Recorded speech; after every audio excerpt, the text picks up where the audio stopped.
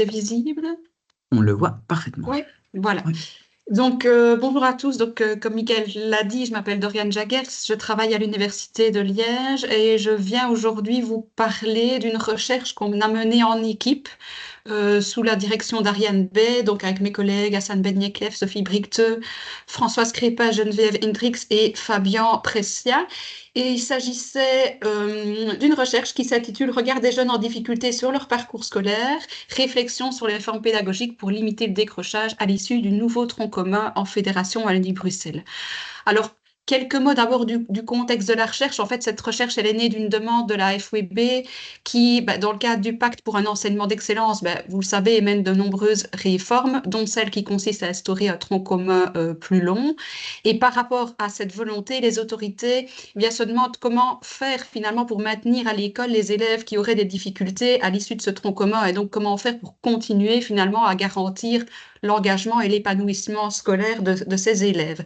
Et donc, c'est un peu dans cette perspective que nous avons mené cette recherche qui a consisté à donner la parole aux jeunes qui ont éprouvé dans leur parcours scolaire des difficultés, qu'elles soient d'ordre relationnel ou d'ordre académique. Et dans leur discours, nous avons tenté de repérer les éléments qui mettent en lumière le rôle que peut éventuellement jouer l'école pour construire un parcours scolaire réussi.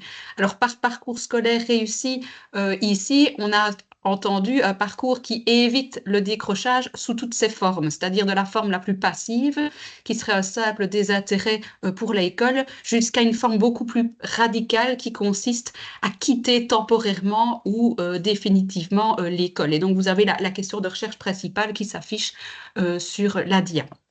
Alors, je ne vais pas vous faire une présentation théorique très longue pour la simple et bonne raison que voilà, le temps est compté et que je préfère essentiellement vous donner les résultats de cette recherche et de vous montrer les quelques pistes de réflexion qu'on a eues par rapport à ces résultats. Mais je vais quand même simplement vous dire qu'on est parti du principe que le décrochage, c'est pas un événement soudain, c'est-à-dire que ça n'arrive pas pouf comme ça à un moment donné dans le parcours de l'élève, mais que c'est le fruit d'un désintérêt progressif pour l'école avec une accumulation de facteurs internes et externes au système. C'est finalement l'aboutissement donc d'un processus qui est tout à fait multidimensionnel.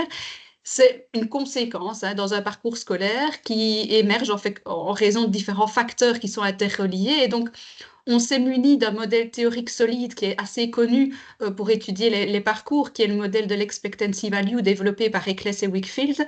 Mais nous avons modifié ce modèle, nous l'avons simplifié pour essayer de tirer parti des meilleurs éléments de ce modèle pour mettre en lumière les éléments justement internes et externes qui peuvent faciliter l'accrochage scolaire, si on le voit positivement, ou les éléments au contraire qui pourraient contribuer à entraîner du décrochage. C'est forcément l'inverse. Et donc, pour le dire simplement, on a créé ce modèle qui montre simplement que l'engagement à l'école dépend de toute une série de facteurs internes, de ce qui se passe à l'intérieur même du jeune. Ça peut être tout ce qui est variable plutôt motivationnel, éléments socio-cognitifs, perception de soi, sentiment d'efficacité, utilité perçue de l'école, etc. Et cette quantité de facteurs internes sont eux-mêmes influencés par la perception qu'ont les jeunes d'éléments externes, comme par exemple l'école. Et bon, il y a beaucoup de théories motivationnelles, et notamment la théorie du School Fit Environment, pour ceux qui connaissent, qui montre qu'à un moment donné, il peut y avoir un déclin dans l'engagement scolaire chez les jeunes tout au long de leur scolarité, et on l'observe souvent dans les moments de transition. Et donc, cette théorie, elle mettait surtout en avant que on avait un déclin particulièrement marqué dans l'engagement, dans la transition entre le primaire et le secondaire. Et les auteurs raccrochaient ce phénomène au manque de correspondance entre les éléments externes propres au nouvel environnement, donc par exemple l'école qui est nouvelle parce qu'on arrive dans le secondaire, et les besoins psychologiques fondamentaux du jeune, tels qu'ils sont explicités pour ceux qui connaissent dans la théorie de l'autodétermination. Donc c'est simplement le besoin d'autonomie, le besoin de compétences et le besoin d'affiliation qui n'est finalement plus satisfait de manière suffisamment suffisante par l'environnement scolaire. Et donc, ça crée une perte de motivation parce que l'école ne parvient plus, ou le nouvel environnement ne parviendrait plus à combler les besoins psychologiques fondamentaux du jeune. Donc, on est vraiment parti de cette réflexion-là. Et pour répondre à notre question de recherche que j'ai présentée au début de cette présentation, on a opté pour une approche qualitative, centrée essentiellement sur le point de vue des jeunes, comme je l'ai dit, parce que voilà, il s'agit des sujets les plus directement touchés par les politiques et les pratiques éducatives, mais parfois les moins consultés à ce sujet. Or, on sait qu'ils sont confrontés à de nombreuses situations, à de nombreuses classes, à de nombreux styles d'enseignement, et donc qui peuvent eux aussi élaborer des catégories d'analyse qui font sens et qui peuvent intéresser la recherche. Donc on a mené des entretiens biographiques avec 21 jeunes de 16 à 22 ans, avec un guide d'entretien certes flexible, mais tout de même inspiré du modèle théorique que je vous ai présenté très rapidement, et on a mené des analyses thématiques en repérant des grandes rubriques et des thèmes. J'entre directement dans la présentation des résultats qui va se décliner en deux grandes parties. Donc d'abord, je vais vous présenter le portrait des jeunes en difficulté qu'on a rencontrés, c'est-à-dire que je vais un peu dresser le type de difficultés qu'ils nous ont rapportées et les stratégies qu'ils ont exprimées pour pouvoir y faire face. Et puis, je ne pourrai malheureusement pas vous rapporter l'ensemble des résultats de cette recherche qui est vraiment vaste, mais je fais un petit zoom sur le rôle des enseignants, parce qu'on s'est bien rendu compte que dans la relation maître-élève, il y avait vraiment des choses qui peuvent favoriser l'accrochage ou parfois au contraire être déclencheurs d'éléments liés au décrochage des élèves. Alors, le premier élément, c'est des jeunes au bord de la rupture. Donc, on s'est rendu compte que les jeunes qui expriment leurs difficultés, alors qu'on s'attendait à ce que les difficultés interviennent plutôt dans la transition primaire-secondaire, ici, c'est vraiment la troisième et la quatrième année du secondaire qui semblent être vécues comme des passages très compliqués, surtout au niveau de l'étude. Et on voit que les élèves témoignent d'une certaine spirale qui s'enclenche, une spirale de difficultés dont ils ne sont plus maîtres. Certains nous disent, j'arrivais pas à étudier tout seul, c'était très compliqué, alors qu'auparavant, en fait, ils n'avaient limite pas eu besoin d'ouvrir un livre, et puis pouf, ils sont confrontés à des difficultés, des choses qu'ils n'ont jamais vues, jamais entendues, et ils ne savent pas comment y faire face. Certains disent aussi, j'avais jamais eu l'idée de décrocher avant, mais c'était vraiment le trop-plein. On est soumis à un rythme différent, on est obligé de suivre, et quand tu partages ton ressenti, quand tu dis que tu as un peu mal, voilà, on te fait comprendre que c'est le rythme normal et qu'il faut t'accrocher et suivre. Et face à ces difficultés, on constate que les jeunes font preuve de deux stratégies différentes. Certains vont s'appliquer dans ce qu'on appelle une forme de surapplication, surtout ceux en particulier qui ont des parents disponibles pour les aider ou un peu, parfois même sur leur dos. Quand on voit les discours qu'ils ont, la relation parent peut parfois être aussi compliquée. Donc, ceux qui s'engagent dans la surapplication expliquent que voilà, ils essayent vraiment de s'investir, d'être dans une forme d'hyper-investissement pour le monde scolaire. Ils consacrent beaucoup d'heures à l'étude pour essayer de rattraper cette situation qui les dépasse, alors que d'autres sont clairement dans les prémices du décrochage, puisque eux, font plutôt forme d'un certain désinvestissement, mais tant les uns que les autres sont dans une situation tout à fait inconfortable. Ceux qui sont dans la surapplication témoignent d'un sentiment de frustration, un sentiment de fournir des efforts, mais qui ne sont finalement pas récompensés et parfois pas reconnus par les enseignants. Et les autres, clairement, ils sont dans une situation assez vaine par rapport à l'accrochage. Et donc, qu'on soit dans une stratégie ou dans l'autre, on observe qu'il y a une forme de déséquilibre qui s'opère entre la vie scolaire et la vie privée. Ceux qui sont dans la surapplication, mettent vraiment la primauté sur la vie scolaire, les autres sur la vie privée, parce que pour eux, ce qui est important, c'est vraiment ce qui se passe en dehors de l'école. Et si les autres, ceux qui sont dans la surapplication, vivent mal leur situation, c'est aussi parce qu'ils sentent que on les prive de leurs belles années. Là, je reprends des propos des jeunes. Certains disent, mais oui, mais c'est quand même étrange de devoir rester 8 ou 9 heures sur un banc d'école pour devoir encore travailler 3 ou 4 heures à la maison pour réussir. Et donc, les jeunes se sentent vraiment mal par rapport à ça, et certains nous disent pourquoi est-ce qu'on ne pourrait pas, par exemple, intégrer au temps scolaire une heure de travail encadré, une heure d'études obligatoire pour maintenir cet équilibre. Au-delà des difficultés plus académiques, on constate aussi de nombreuses difficultés relationnelles. Donc, on a beaucoup de jeunes qui témoignent au moment où ils ont décroché d'un sentiment de solitude vraiment profond. d'un rejet ou d'une stigmatisation, que ce soit en raison de leur performance, mais aussi au niveau de leur statut socio-économique. Et on voit que c'est vraiment ce sentiment de solitude qui fait que ils n'ont pas une bonne vue d'eux-mêmes et qu'ils n'ont plus envie d'aller en cours, comme nous l'explique Marie.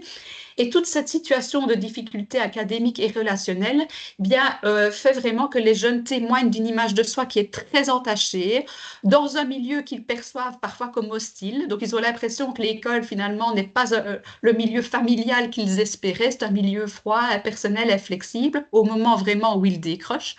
Ils sont très nombreux à nous dire que le moment où ils ont été en situation de décrochage, c'était le moment où ils avaient l'impression que l'école était tu suis tant mieux, tu ne suis pas, tu restes là.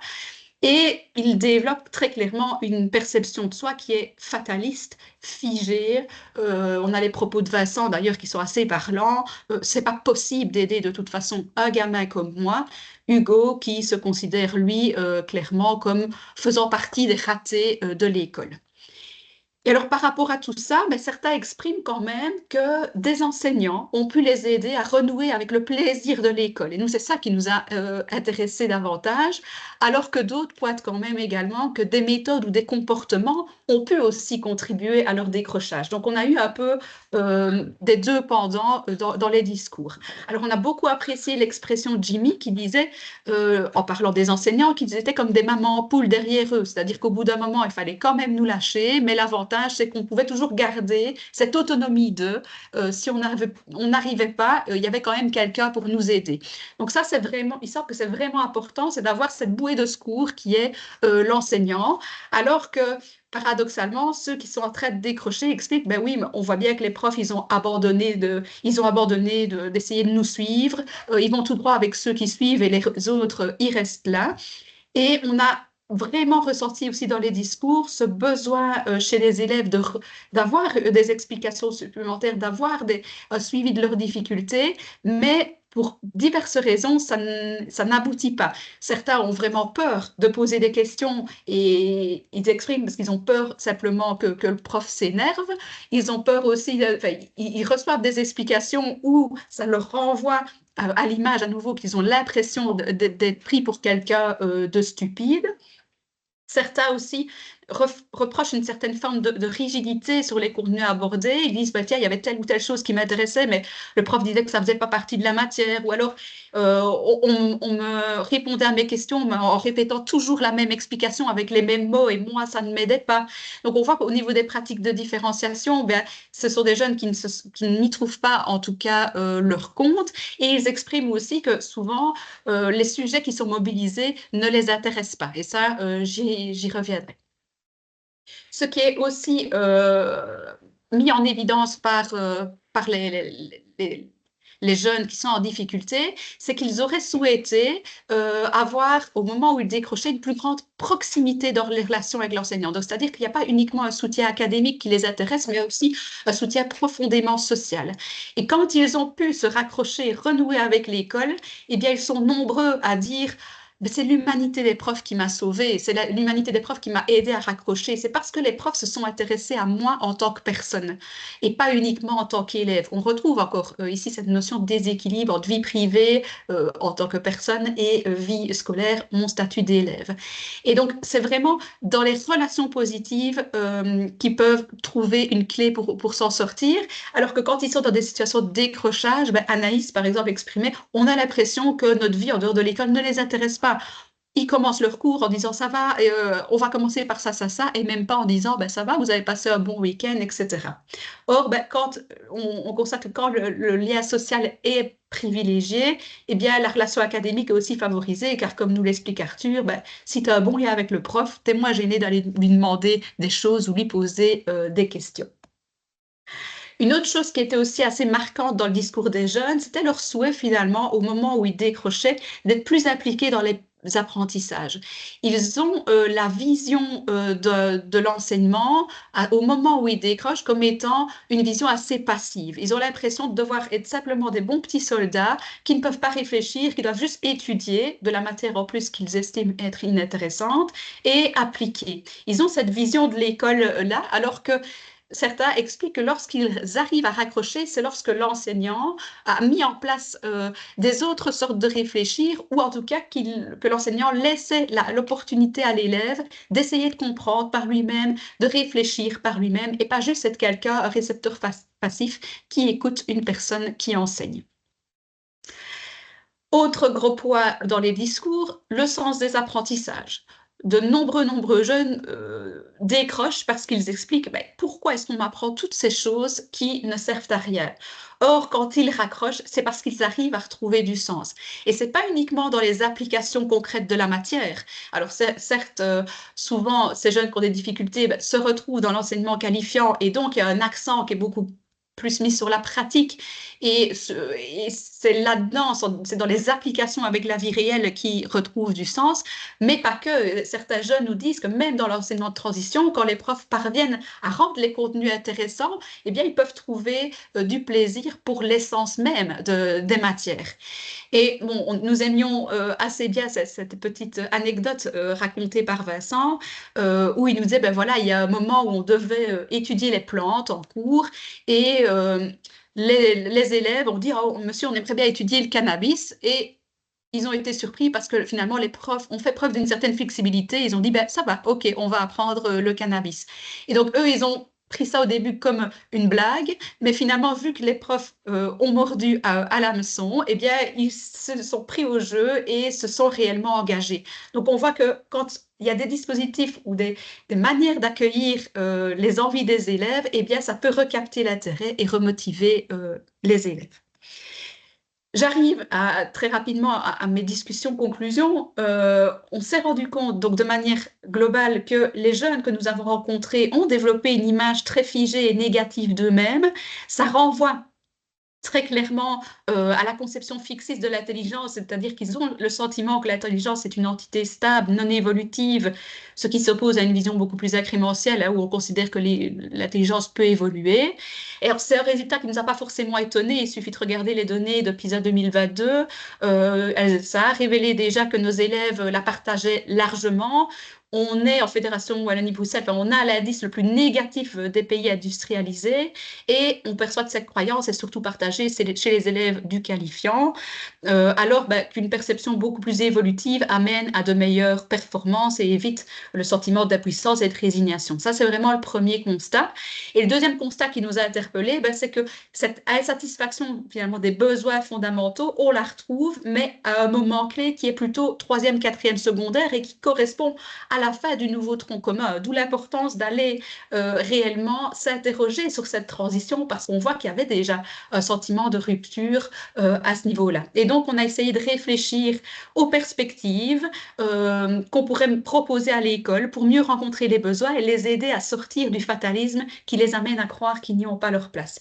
Alors, sur les 2-3 minutes qui restent, je vais essayer de vous livrer les grandes pistes de réflexion qu'on a eues. Je ne pourrais malheureusement pas aller dans les détails, mais je suis tout à fait ouverte à la discussion si vous voulez approfondir l'un ou l'autre point. Par rapport aux besoins d'autonomie, il y a d'abord l'idée de peut-être réfléchir à des manières de privilégier les pratiques d'activation cognitive, donc essayer réellement de proposer des tâches, des discussions simulantes, de proposer plus de défis, d'inviter les élèves à réfléchir et leur montrer qu'on croit en leur capacité d'amener des choses, et ça ne se fait pas tout ça, ça se fait en leur envoyant parallèlement le message qu'on croit en eux et qu'ils sont capables de réussir. Il y a tout un pan aussi qui est le travail sur l'utilité, essayer de réfléchir avec les élèves pourquoi on fait les choses, pourquoi est-ce qu'on apprend ça à l'école. Et il y a dans la recherche des interventions qui ont travaillé là-dessus et qui ont essayé de mieux considérer les intérêts des jeunes et qui ont essayé d'entraîner les jeunes à créer des liens entre le monde extérieur et le monde scolaire. Donc ça existe. Bon, j'en ai mis un exemple d'intervention sur la DIA, les interventions d'Ullmann et d'Arakies, mais donc il existe des manières de travailler ça à l'école. Au niveau du besoin de compétences, le premier axe de réflexion, ça pourrait être d'essayer de trouver un meilleur équilibre entre la vie scolaire et la vie privée. Et ça pourrait passer par un travail d'internalisation du travail personnel. On avait les jeunes qui nous disaient on pourrait essayer de trouver des moments où le temps de devoir est inclus à l'école. Oui, pourquoi pas. Et dans la littérature, on voit que ça présente de nombreux avantages, notamment celui de réduire les inégalités sociales, mais à nouveau, ça ne se fait pas d'un claquement de doigts, ça nécessite aussi tout un travail sur l'enseignement explicite des compétences inhérentes au métier d'élève et sur une attention particulière à accorder au statut de devoir, réfléchir avec les élèves, c'est quoi l'enjeu d'un devoir? L'important, c'est surtout d'essayer d'éviter de leur donner l'impression qu'ils vont devoir travailler pour rien ou qu'ils ont l'obligation de devoir toujours en faire plus ou qu'on leur rajoute des problèmes à des problèmes qui existent déjà. Un autre axe peut-être de réflexion aussi pour le besoin de compétences, c'est d'au lieu d'aller vers des méthodes plutôt de remédiation, ça j'ai pas eu le temps de vous en parler, mais certains élèves disaient les remédiations, ça arrive jamais au bon moment et puis c'est encore empiéter sur notre temps personnel, mais c'est peut-être essayer de gérer les difficultés de manière beaucoup plus préventive et inclusive. Et là, je renvoie à la littérature sur les modèles de réponse à l'intervention pour ceux qui connaissent. Je peux aussi le détailler un peu plus longuement, mais là, malheureusement, je n'ai pas le temps dans le cadre de cette présentation. Enfin, je terminerai avec le besoin d'affiliation. Eh bien, clairement, on voit dans les discours qu'il y a un besoin important de proximité maître-élève. Ça rejoint fondamentalement les théories de l'attachement, où on voit que la qualité de la relation maître-élève, c'est une clé fondamentale pour l'engagement, alors que le stress, les conflits, ben, ça renforce les problèmes de comportement et ça empêche une scolarité positive. Et il y a beaucoup d'auteurs qui ont montré que les enseignants ont un rôle clé, que leurs mots à eux en particulier, eh bien, peuvent avoir un impact fort. Et il existe aussi des programmes d'intervention spécifiquement pour sensibiliser les enseignants à la relation maître-élève. Et en secondaire, ça se fait souvent de manière très générale, améliorer le climat de la classe en général. Or, récemment, des auteurs ont montré aussi que parier sur les relations dyadiques et dans toutes les disciplines, c'est-à-dire pas uniquement avec le titulaire, mais avec tous les profs du secondaire, et en particulier ceux chez qui les élèves ont des difficultés, c'est vraiment quelque chose d'important. Je conclurai simplement en vous disant que notre recherche, c'est vraiment un point de départ. C'est-à-dire que dans la lutte contre le décrochage, ben, toutes les forces vives ont leur importance, en particulier les équipes éducatives qui constituent le lien entre l'école et les jeunes. Alors, certes, rien n'est figé. Il y a des difficultés, elles sont là. J'ai essayé de vous les présenter et je pense que le système éducatif peut réfléchir à des choses, à des méthodes, à des pratiques pour soutenir l'accrochage scolaire, mais rien n'est absolu non plus. Nous n'avons pas eu la prétention ici d'amener une recette miracle. D'ailleurs, je n'ai pas eu le temps de vous exposer toutes les pistes, mais ce ne sont pas des pistes où on a envie d'envoyer le message aux enseignants pour dire faites ceci et ça ira. C'est vraiment pas l'objectif. Chaque élève porte dans son cartable le poids de sa situation, de son parcours, de ses difficultés, de ses besoins. Mais cette recherche avait le mérite d'essayer de proposer des angles non exclusifs pour essayer de continuer de réfléchir à ce qu'on peut mettre en place pour répondre mieux aux besoins fondamentaux des jeunes en difficulté et en particulier dans la transition entre le secondaire inférieur et supérieur. Voilà, merci pour votre attention. Merci à toi, Dorian, c'était très bien, c'est très clair. Et c'était tout à fait bien dans le respect du timing. J'ai essayé, mais c'est pas évident. Non, non, c'est très bien, c'est très bien. Je trouve que tu n'as pas trop speedé, donc c'est bien. Je pense ici que ce que je propose, c'est peut-être de voir si dans les questions-réponses, il y aurait une question spécifique de compréhension ou des éléments, un petit point précis sur lesquels quelqu'un voudrait revenir pour vérifier. Sinon, on ouvrira les grandes questions de débat par la suite. N'hésitez pas non plus, si vous avez des questions plus ouvertes sur la question, sur la présentation, etc., de déjà les mettre dans questions et réponses. Comme ça nous permet de gérer le tout progressivement par la suite. Comme ça, on s'assure d'être bien dans un bon respect des timings. De ce côté-ci, je ne vois pas de main levée, ni de micro, ni de questions pour la clarification. Ça ne m'étonne pas, mais pour moi, c'était super, super clair. Et donc, non, mais c'est vrai. Donc, ce que je propose peut-être, c'est de passer à la deuxième présentation. Ah, tiens, il y en a quand même une à l'instant. Ah ben voilà. Est-ce Ça que fait la une- transition avec ta présentation, par contre. Oui, tout à fait. Ah ben oui, effectivement. Donc, parfait. Merci, Madame Aubert. Donc oui, est-ce qu'on identifie certains éléments transférables à la transition secondaire supérieure? C'est exactement ce que j'allais dire maintenant. En fait, la présentation que nous, on va vous faire, vous parle explicitement de ces questions des pratiques enseignantes et on retrouve exactement les mêmes 4 dimensions que tu as exposées ici. Donc, on va en discuter maintenant. Donc, je propose qu'on fasse cette transition et puis comme ça, on pourra laisser la place à Geoffrey et puis après, on pourra laisser la place à plein d'autres questions pour pouvoir aller plus loin. sur ces Très bien. questions-là. D'accord, mais donc je vais partager mon écran. Je me demande si Elodie, est-ce que Elodie est présente Je quelque suis là. part? Très bien, c'est parce que je ne te vois pas dans mes différents points. Hop, mais hop, là, je partage mon écran comme ça. Voilà. Est-ce que vous voyez mon écran comme ça? Oui. Parfait. Ouais, très bien. Mais du coup, je vais commencer, puis je te laisserai la parole, Elodie. Mais donc, moi, je m'appelle Mickaël Declercq, comme je l'ai déjà dit, mais ce que je n'ai pas encore dit, c'est que c'était mon statut. Donc, j'ai le statut de chercheur au niveau de l'Académie de recherche et d'enseignement supérieur, donc l'ARES à Bruxelles. Mais je suis également professeur à l'Université catholique de Louvain. Donc, c'est avec ces deux casquettes que je vais un petit peu venir vous parler de cette étude qu'on a fait en collaboration avec Elodie Theys, qui est donc derrière ici en connexion, qui elle est étudiante dans le master en sciences d'éducation et qui est qui est stagiaire pour le moment, dans un stagiaire de recherche, et qui travaille avec moi sur ces questions de pratique enseignante, mais pas uniquement, sur plein d'autres aspects. Et donc, la présentation qu'on voulait vous faire aujourd'hui parle de la question du rôle justement de ces pratiques enseignantes sur l'engagement des étudiants, mais donc dans un autre moment de transition, qui est cette transition entre l'enseignement secondaire et l'enseignement supérieur. Donc, la question de la première année dans l'enseignement supérieur va être vraiment présentée ici. Et donc, on va vraiment être dans une analyse dans ce contexte des transitions vers l'enseignement supérieur. Et donc, on va rentrer vraiment sur la question des pratiques enseignantes. Donc, on va pas trop regarder la position de l'étudiant et donc les caractéristiques internes à l'étudiant, mais plutôt spécifiquement les pratiques qui sont proposées par les enseignants.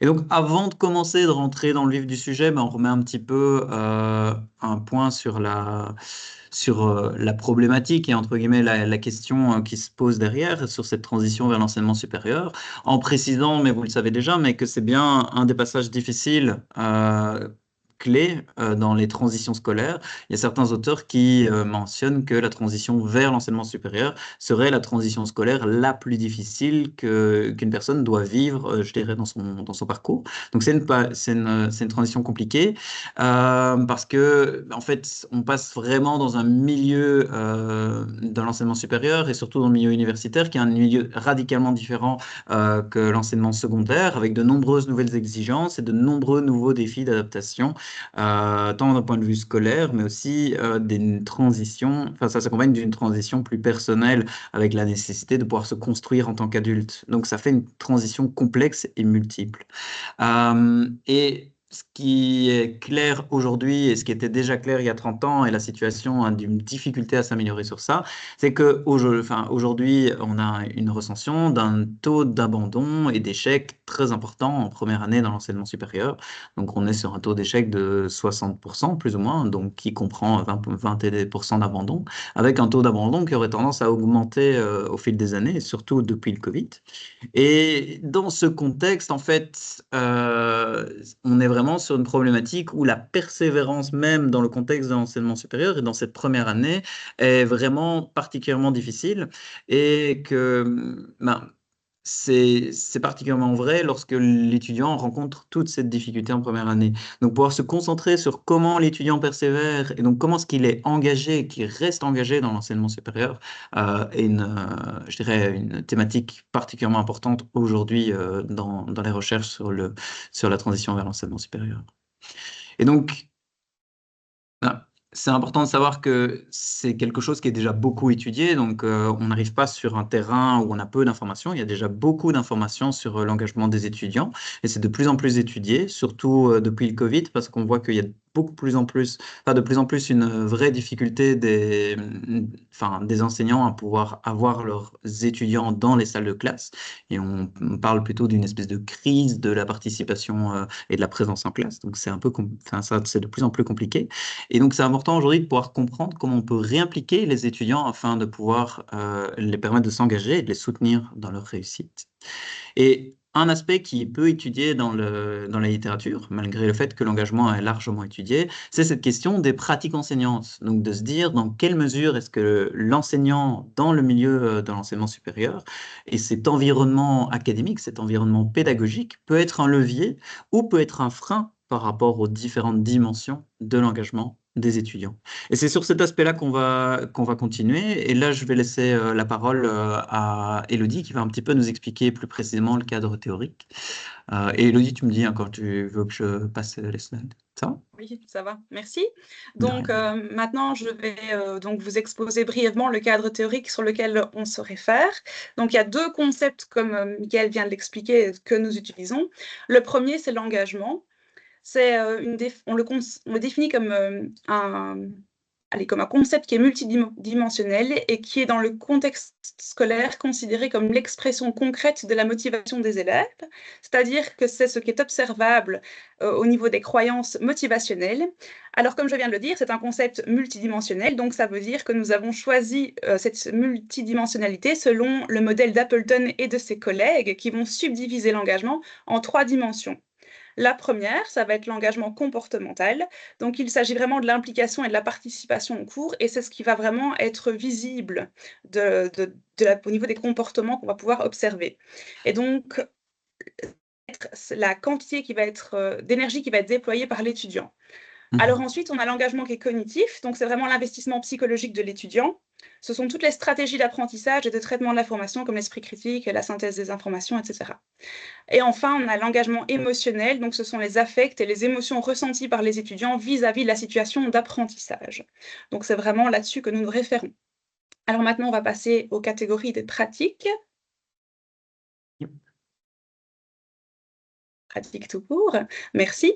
Donc on utilise pour ça en fait le modèle de Justine Jacquemart et ses collègues de l'UC Louvain pour définir les pratiques enseignantes, qui sont les actions entreprises par l'enseignant, que ce soit de façon consciente ou non. Quand même quelques Tu peux continuer. réflexions. Oui, je comprends. Ok, que ce soit de façon consciente ou non, en interaction synchrone avec les étudiants, donc c'est-à-dire l'ensemble des comportements observables qui sont manifestés par l'enseignant en présence physique ou virtuelle des étudiants. Et alors pour ça, en fait, on va distinguer 4 catégories de pratiques qui seront par la suite, ce sera la slide après, différenciées en 2 sous-catégories de pratiques chacune sur lesquelles nous allons travailler. Donc la première, c'est la gestion de la classe. La gestion de la classe, c'est vraiment les pratiques dont l'objectif, c'est de rendre l'intérêt et l'utilité du cours saillants.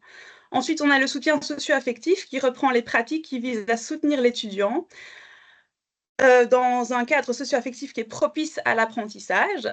Troisièmement, on a la structuration des apprentissages qui comprend les pratiques qui ont vraiment pour objectif d'assurer une bonne compréhension et un soutien de l'étudiant dans ses apprentissages. Et enfin, on a l'activation cognitive qui comprend les pratiques qui visent à rendre l'étudiant acteur de son apprentissage.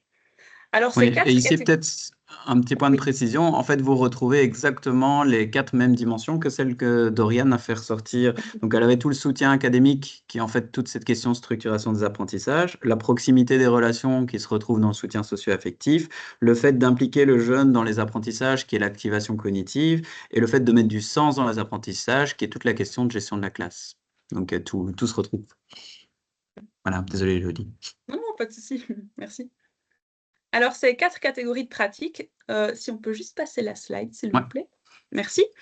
Elles sont subdivisées en fait chacune en 2 sous-catégories de pratiques. Donc, quand on voit la gestion de la classe, on a d'une part la gestion de l'attention et d'autre part la gestion du temps. La gestion de l'attention, c'est vraiment se référer à la gestion de tous les comportements des étudiants, mais aussi à leur intérêt ou à leur attention en classe. Et la gestion du temps, c'est la productivité, le dynamisme manifesté par l'enseignant, mais aussi la rentabilité de la leçon en elle-même.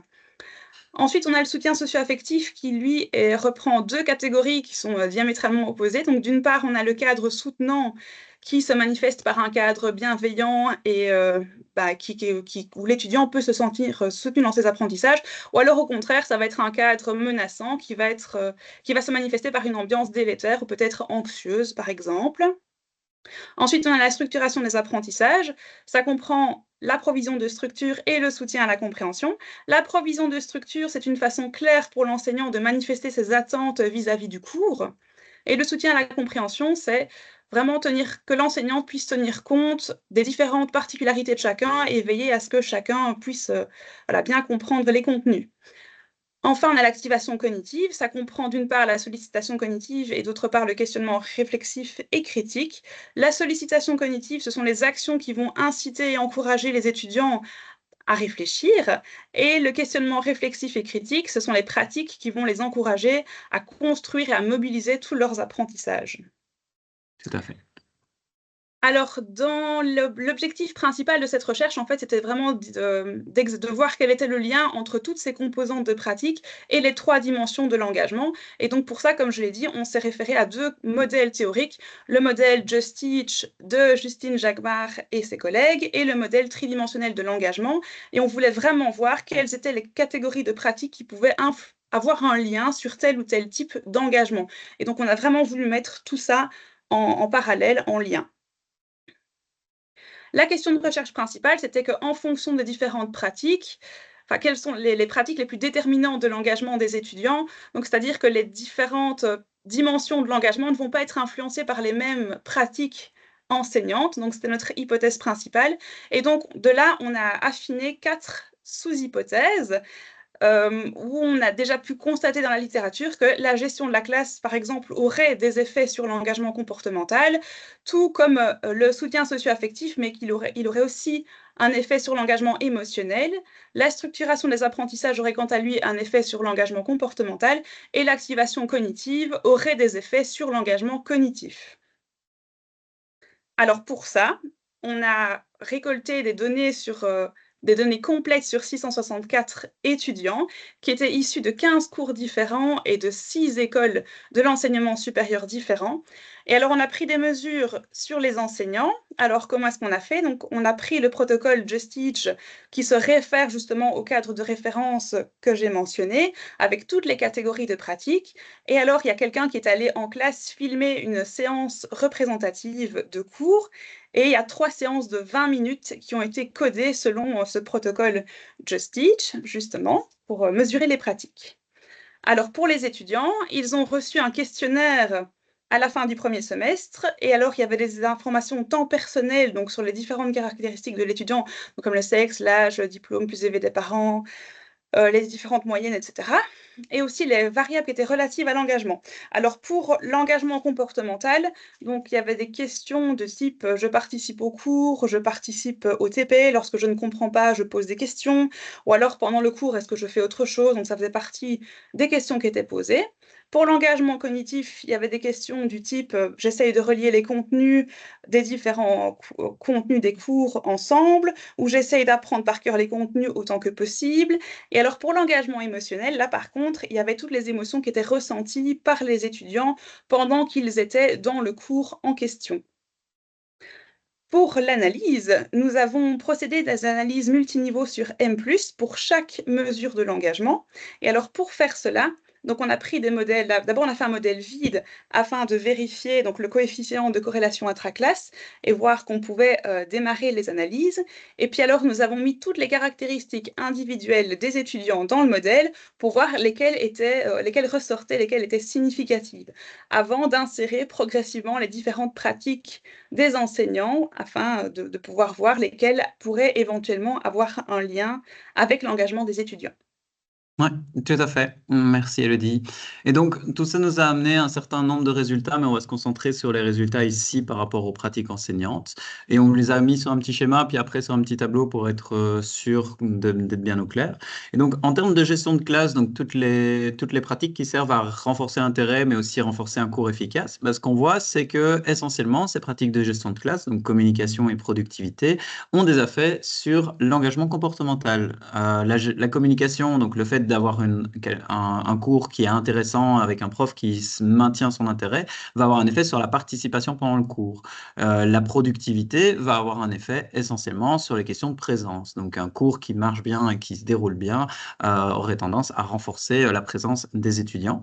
Ce qui est intéressant, mais on en rediscutera peut-être après dans les questions, c'est que la productivité aurait aussi tendance à plus orienter vers un enseignement en surface. Donc un cours qui va vite et qui est très efficace est aussi un cours qui aurait tendance à faire que les étudiants vont plus prendre une approche de surface et moins réfléchir en profondeur sur leur matière. Donc ça peut être intéressant de réfléchir à ça. Au niveau du climat, ce qu'on voit, c'est qu'au niveau du climat positif, ça a évidemment un effet que vous voyez négatif sur l'anxiété. Donc, au plus le climat positif est présent, au moins il y a d'anxiété chez les étudiants. Donc, c'était assez attendu. Ce qu'on voit par contre, c'est qu'au niveau du climat négatif, il n'y a pas vraiment d'effet spécifiquement sur les émotions ressenties en classe, mais plutôt un effet sur l'apprentissage en surface. Donc, quand il y a un climat qui est négatif, qui est compétitif, etc., les étudiants ont tendance aussi à prendre une approche beaucoup plus superficielle de la matière.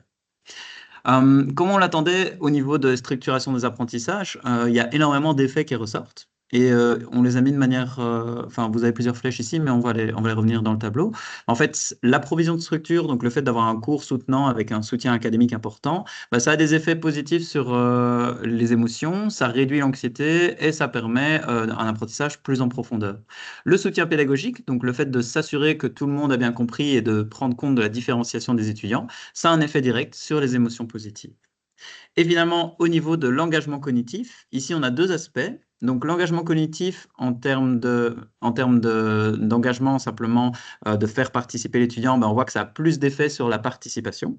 Par contre, un effet inattendu et assez négatif des questions de réflexion et d'analyse. Donc vraiment le fait d'aller loin dans l'analyse, loin dans la réflexion, de donner des devoirs, des problèmes, de faire discuter les étudiants autour de situations complexes, mais on voit que ça a plutôt un effet négatif sur plusieurs aspects. Donc le fait d'aller à ce point-là, on voit que sur la participation, ça aurait un effet négatif. Ça pourrait diminuer les émotions positives et renforcer l'anxiété.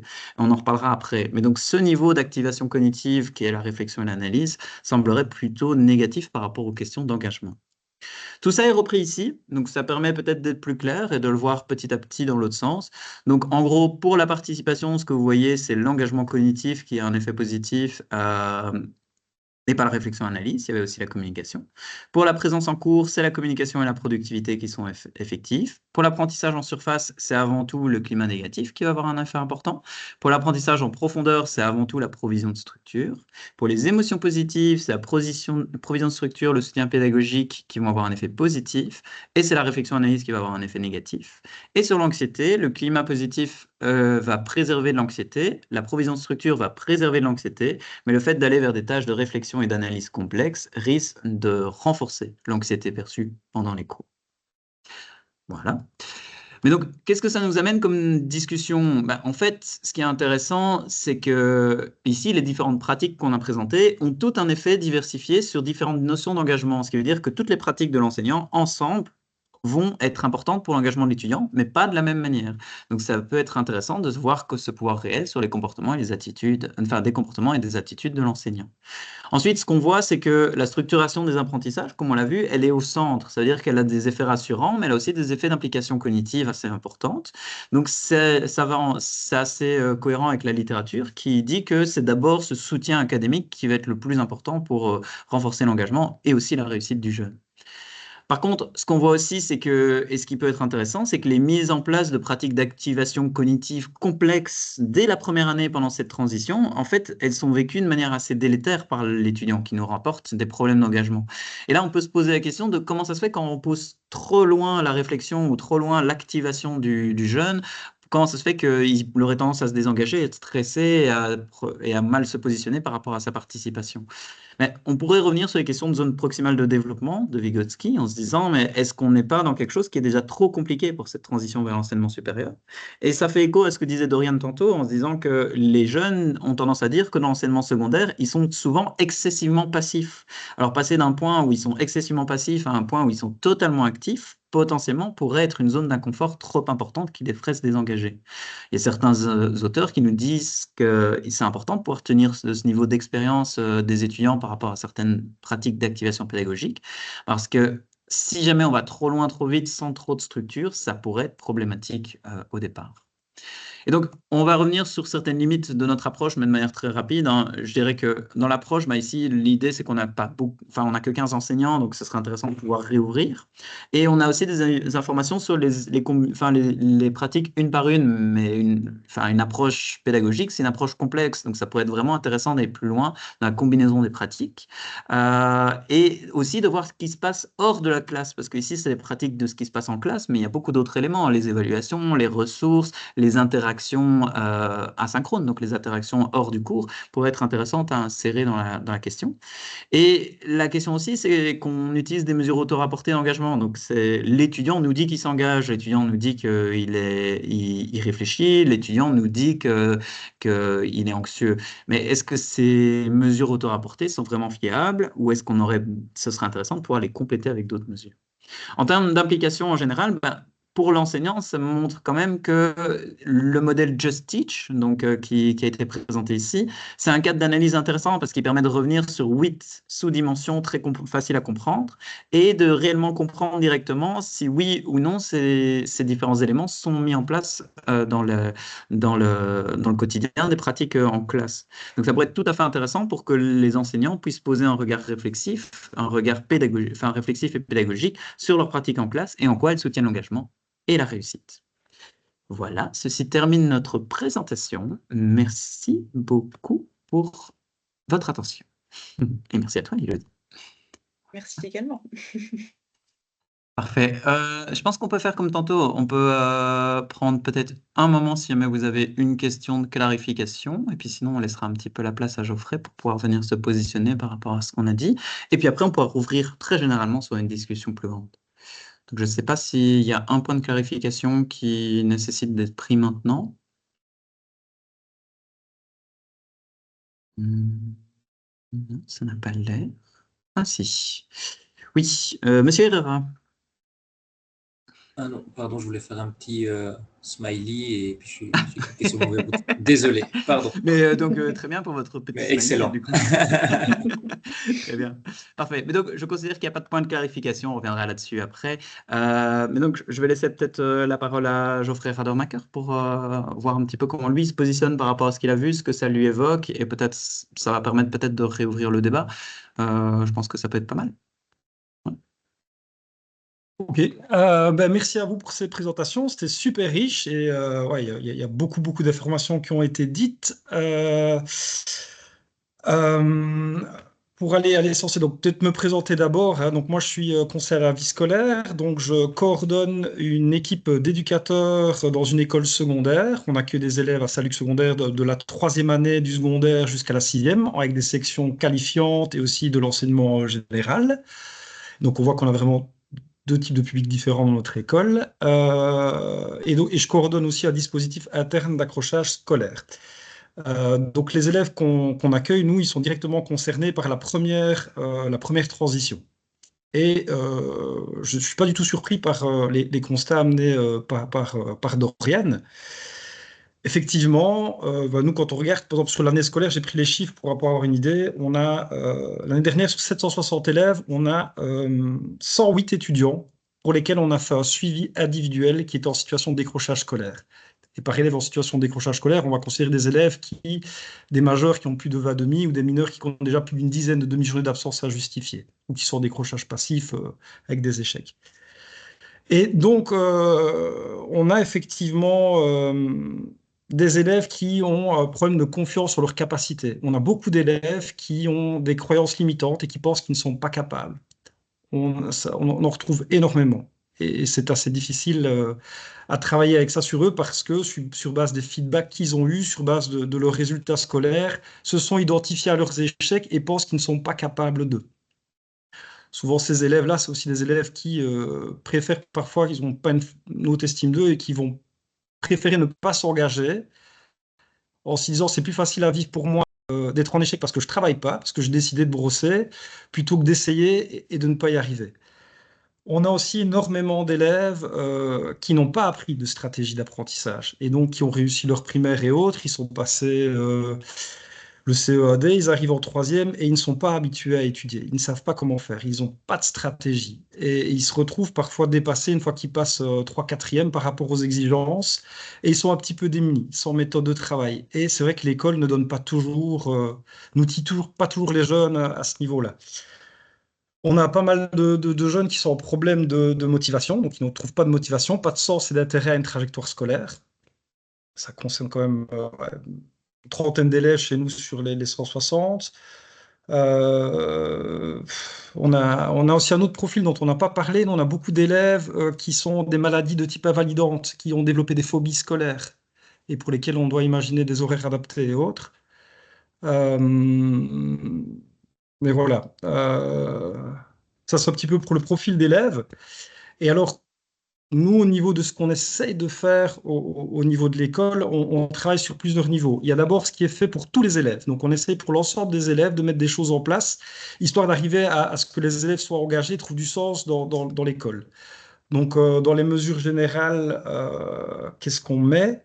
On a décidé de former nos enseignants aux pédagogies actives et de mettre en place les classes inversées, tout type de pédagogie active, mais aussi on a décidé de mettre en place du co-enseignement dans les classes, donc pour les matières plus compliquées, le fait de se retrouver à 2 enseignants en classe et de pouvoir à tout moment scinder les groupes et travailler en fonction des difficultés des élèves pour faire des remédiations directes et ne pas attendre de pouvoir plus vite réagir.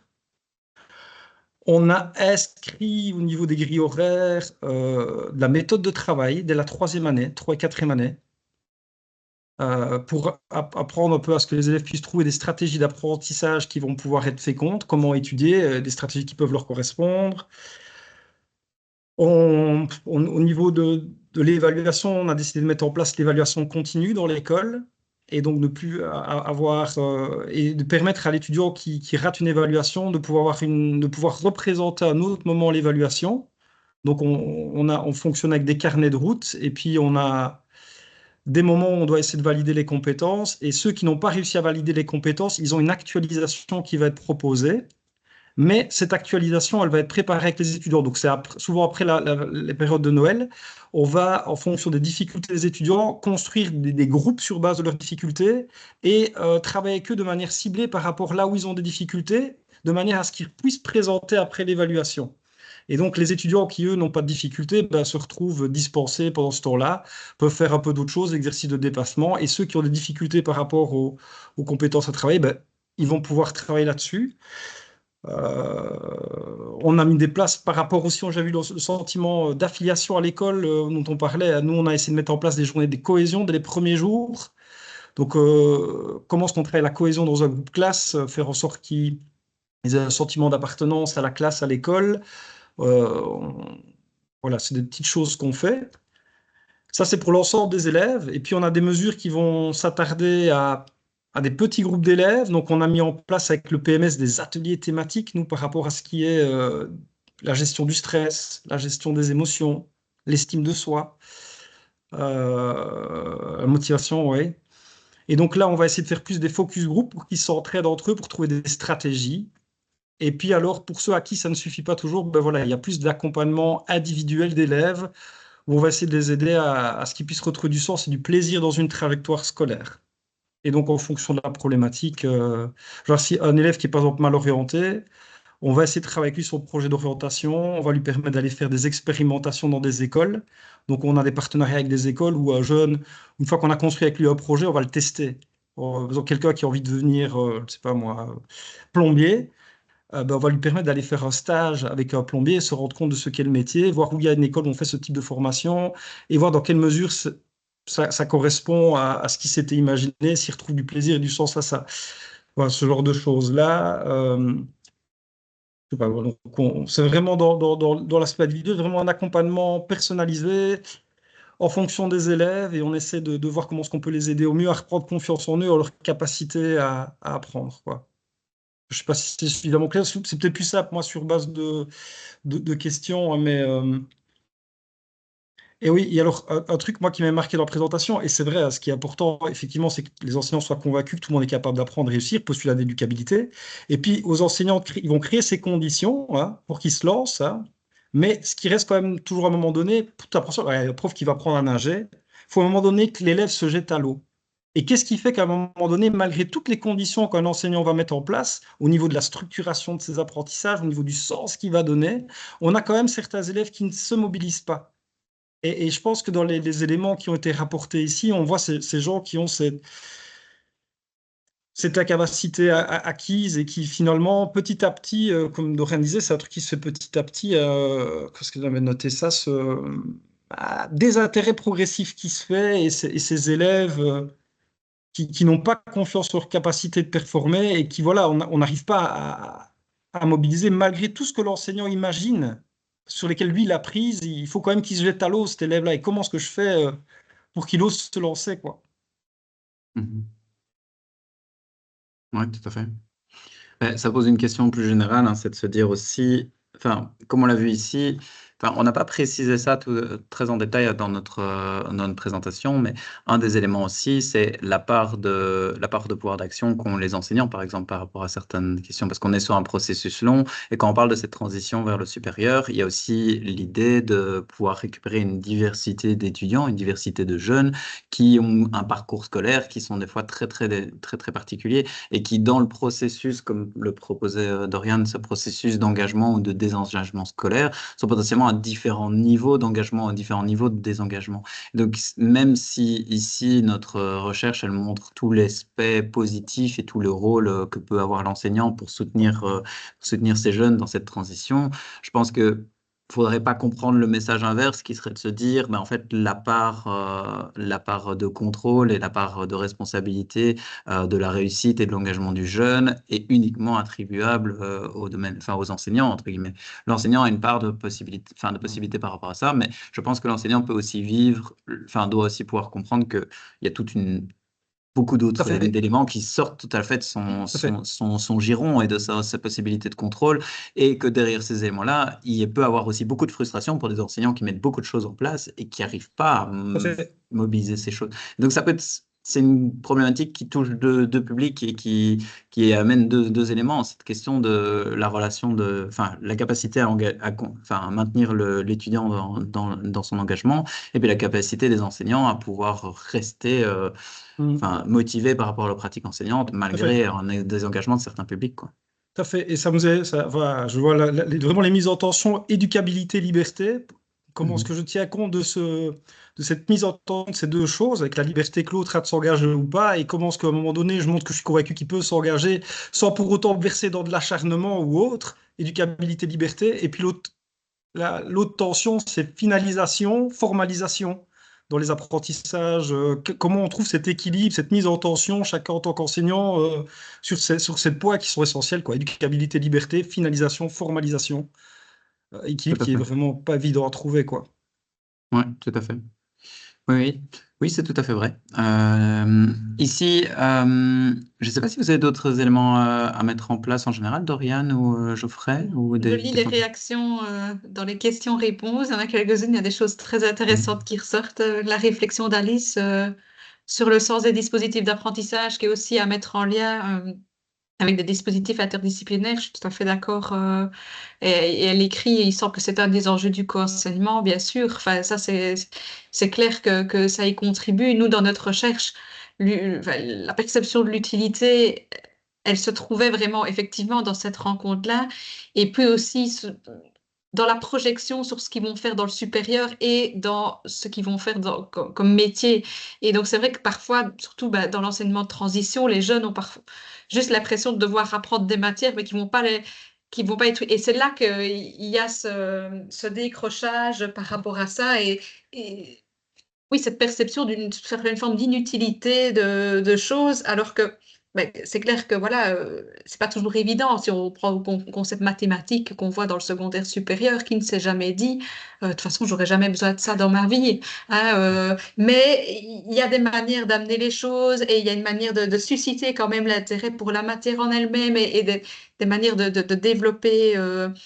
Et de faire preuve d'une certaine flexibilité ou d'ouverture. Et on voit que chez les étudiants qui étaient en situation de décrochage, c'était vraiment cette recherche-là, une ouverture, une flexibilité chez l'enseignant, une satisfaction comme ça de cette connivence qu'il y avait avec l'enseignant qui semblait être importante. Enfin, Mhm.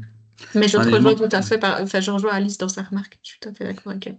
sur le volet enseignant, un élément qui me semble tout à fait pertinent, c'est aussi de voir que, ne serait-ce que dans la transition post-tronc commun et la transition post-secondaire supérieur, on arrive à se retrouver avec un regard étudiant ou avec un regard théorique, voire enseignant, sur, en fait, des grandes catégories, des grands objectifs pédagogiques qui semblent être transversaux et se décliner plus ou moins de la même manière. Donc, moi, je trouvais ça très intéressant de pouvoir se dire, tiens, qu'est-ce qui nous ressort ici? Ben, cette question de soutien académique et l'importance de tout ce soutien académique. Donc, il y a tout ce volet-là qui peut être travaillé, l'importance de la proximité et du soutien en relation, qui est tout un aspect qui peut être travaillé, l'importance de pouvoir impliquer progressivement, au bon moment, les étudiants dans de l'apprentissage et pas être sur du transmissif passif tout le temps, qui est super intéressant. Et toute cette question de pouvoir réfléchir sur la question de comment donner du sens.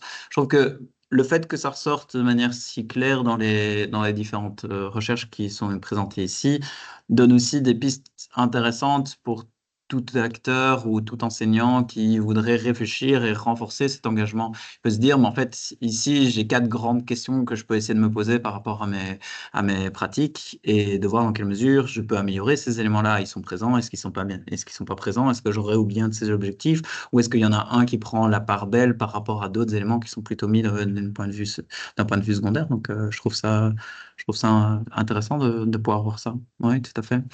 Il y avait un autre commentaire aussi qui était d'Angeline Aubert qui disait merci pour ces recherches et ces témoignages qui mettent en évidence des leviers côté élève et côté étudiant. Une question qui se posait aussi, c'était de se dire qu'en est-il d'un questionnement des options prises par notre système scolaire, donc les questions de programme, tronc commun, la place du qualifiant, et donc comment faire aussi pour gérer cette question de désengagement face à des décisions plus macro, face à un système scolaire avec des décisions, par exemple du pacte pour un enseignement d'excellence, etc., qui vont peut-être soutenir ou potentiellement aller dans l'autre sens et devoir et réduire les possibilités structurelles d'engagement et d'implication des jeunes. Je ne sais pas si vous voulez réagir par rapport à ces éléments, Dorian ou Geoffrey. Je pense que c'est pas le moment d'entrer dans un débat dans ce qui est bon ou pas dans le pacte. Voilà. Bon, les décisions sont celles qui sont prises et je ne donnerai pas mon avis personnel sur ça. Maintenant, pour tout ce qui est politique lié au tronc commun, etc., voilà, si on regarde un peu ce qui se passe à l'international, etc., c'est vrai qu'un allongement du tronc commun est quelque chose d'assez porteur en termes d'efficacité, en termes d'équité. Et donc voilà, ils ont fait ce pari-là. Après, comment est-ce que ça va se passer chez nous dans le système qu'on a, qui est un système avec un marché scolaire important, etc. Ça, l'avenir nous le dira. Et c'est vrai qu'on n'a pas de boule de cristal pour savoir. Voilà, on peut que s'inspirer. Je pense que c'est de là que c'est parti, des enquêtes internationales et voir un peu. Voilà, on a vu que dans d'autres systèmes, ça avait été. Et il y a des études même par système où on voit que que ça a des effets bénéfiques, notamment sur l'équité et l'efficacité. On ne peut que espérer que ce soit le cas aussi chez nous, mais en faisant les choses. Oui, intelligemment et en négligeant pas l'après. Donc, nous, notre recherche, elle est née d'une demande de la FWB. Donc, ils s'intéressent justement à ce qui va se passer après. Ils réfléchissent, voilà, ils sont en demande par rapport à ça. Donc, on va renvoyer, évidemment, tous ces résultats. Et là, moi, j'ai présenté vraiment que tout petit pan de la recherche. Elle était bien plus vaste. Mais voilà, faute de temps. Oui, il y a peut-être aussi une question de posture à adopter. Évidemment, on est dans un système avec énormément de réformes ces temps-ci, avec beaucoup de changements, mais on a toujours été dans un système qui bouge beaucoup. Évidemment, ça bouge plus ces années-ci. Mais donc, il y a toute cette question de se dire, est-ce que les réformes, est-ce que les modifications sont porteuses ou sont peu porteuses par rapport à ces questions d'engagement? Mais c'est une question sur laquelle on a peu d'emprise. Je pense qu'une autre question, une autre posture qu'on peut avoir, c'est de se dire, indépendamment de ce système, qu'est-ce que nous, dans notre posture, et par rapport à notre compréhension des jeunes et par rapport à notre compréhension du rôle de l'enseignant, qu'est-ce qui est possible de mettre en place pour soutenir le jeune malgré un système qui serait freinant ou en renforçant encore plus un système qui serait positif par rapport à ça. Donc je pense que indépendamment du système, inévitablement, l'enseignant et l'étudiant, et le jeune, peuvent avoir un pouvoir d'action et ça peut être intéressant de se concentrer sur ces éléments-là. Donc, je pense que il y a ces éléments. Il y avait une autre question, j'ai répondu en partie, mais je peux peut-être la remettre ici à l'oral, de Elisabeth Wery qui disait qu'elle n'était pas surprise du lien entre la question d'analyse, donc de rentrer dans les questions d'analyse et de réflexion profonde dans le cours en secondaire et les problèmes de participation et d'anxiété, qui disait que c'était très visible dans ses classes et la question c'était dès lors savoir comment transformer ou reformuler les exercices pour gommer ces effets néfastes et profiter des avantages de tels exercices d'activation cognitive. Bah, ce que je disais en général, mais je vous laisserai peut-être réagir, c'est que c'est une question, pour moi, c'est une question d'analyse de seuil et de, comme je disais, de zone proximale de développement. L'idée, ça peut être très compliqué de faire un saut de paradigme pour les jeunes dès la première année dans l'enseignement supérieur, parce que, comme on le dit, il y a une tradition assez forte d'enseignement assez passif dans l'enseignement obligatoire, et donc le passage trop fort à des activités fortes de d'apprentissage par problème ou de complexification, de problématisation peut vite les désengager, et je comprends pourquoi. Donc, je pense qu'ici, l'idée, c'est de se dire, pour moi, c'est du laisser-erreur, hein, c'est de se dire, on augmente progressivement le niveau d'activation cognitive pour voir jusqu'où est-ce que le jeune est preneur et reste engagé, et jusqu'à quel moment est-ce que le jeune va commencer à plutôt vivre des effets néfastes et se dire c'est trop compliqué, c'est trop anxiogène, et ça sort trop de ma zone de confort, et donc je me désengage. Parce que la question de renforcer légèrement l'anxiété, c'est pas un souci, parce que l'anxiété, c'est une émotion qui est porteuse d'une certaine manière, un petit niveau d'anxiété. Ça veut dire qu'on s'engage et qu'on est donc on est toujours un peu nerveux. Je pense qu'Élodie ici est un petit peu nerveuse avant de présenter, parce que c'est une nouvelle action, donc elle est dans une zone d'inconfort relatif, mais qui lui permet d'apprendre. C'est important. Mais c'est quand ce niveau d'anxiété est trop élevé et qui commence à être néfaste par rapport à la participation, que là, on a un souci pédagogique. Donc je pense qu'il y a cette question, et je pense que cette question, elle ne se répond pas de façon universelle. Je pense que c'est en fonction de l'étudiant, en fonction de son cours et en fonction je pense qu'il faut être attentif à pouvoir avoir une régulation et regarder ce qui se passe, entre guillemets, et voir ce qui fonctionne moins bien, et pouvoir le réajuster progressivement. Il n'y a pas, c'est le problème, hein, comme d'habitude, il n'y a jamais de recette miracle par rapport à ça. Non. Puis c'est envisager l'efficacité de l'enseignement de manière vraiment très globale aussi. Oui. Moi, ça me fait penser un peu l'activation cognitive, c'est un des piliers de l'enseignement efficace selon Klim. Mais il n'y a Ouais, pas tout que à ce fait. pilier-là, il y a aussi le climat de soutien et les techniques de gestion de classe. Et ça se recoupe évidemment avec votre modèle théorique et ce que vous avez présenté. Ce n'est pas tout à fait celui-là, mais en fait, c'est finalement Non. les mêmes dimensions. Et donc, on ne fait pas de l'activation cognitive à 100% sans envisager à aucun moment de penser à son climat de soutien, qu'il soit un soutien académique, qu'il soit un soutien social, et à ces techniques de gestion de classe, à comment... Et donc, je pense qu'effectivement, si on veut viser l'efficacité, c'est dans l'équilibre entre ces trois piliers qu'on va la chercher, quoi. Et donc, quand dans la question, Madame dit transformer, formuler les exercices, on voit qu'en fait, elle est dans ce souci de soutien, et quand tu dis aussi adapter, tenir compte des difficultés. Donc, en fait, c'est ça, tout ça, on se recoupe, et les dimensions de l'efficacité de l'enseignement, voilà, c'est pas être juste à fond sur des tâches complexes et débrouille-toi. Ben non, c'est un peu, voilà, ça me fait penser à la citation du jeune qui nous dit, des mamans en poule. Là, on voit que les trois besoins sont bien. On a besoin d'autonomie, on nous laisse voler de nos propres ailes, on nous lance des défis face à un environnement qui est flexible et qui est ambitieux parce qu'on nous fait confiance, mais le prof est là pour nous rattraper si on a besoin, et du coup, il nous envoie aussi paradoxalement le message, non seulement qu'il est là, qu'il nous soutient, mais aussi qu'il a foi en nous, donc qu'il a foi en nos compétences, et qu'il nous laisse quand même voler de notre propre aile. Donc je crois que voilà, c'est vraiment toutes les dimensions qui se recoupent. Oui, tout à fait. Je vois l'heure qui avance. Peut-être une dernière question oralement, s'il y a encore quelqu'un qui veut poser une question, ou peut-être dans l'onglet questions et réponses. C'est le moment. C'est le moment de parler ou de se taire à jamais, comme on dit. Ici, au niveau questions-réponses, j'en vois pas de nouvelles. Sinon, vous pouvez aussi directement lever la main ou activer votre micro, hein, si il y a des éléments qui veulent ressortir ou des questions qui sont émerger. Non, j'en vois pas plus que celles qu'on a déjà eues. Ok, très bien, très bien, très bien. Bon, du coup, je pense qu'on peut conclure, hein, on est déjà un quart d'heure en retard. Très bien. Et oui, donc on va conclure ici. Ce que je vais faire, c'est que je vais couper l'enregistrement. Hop, voilà. Parfait. Et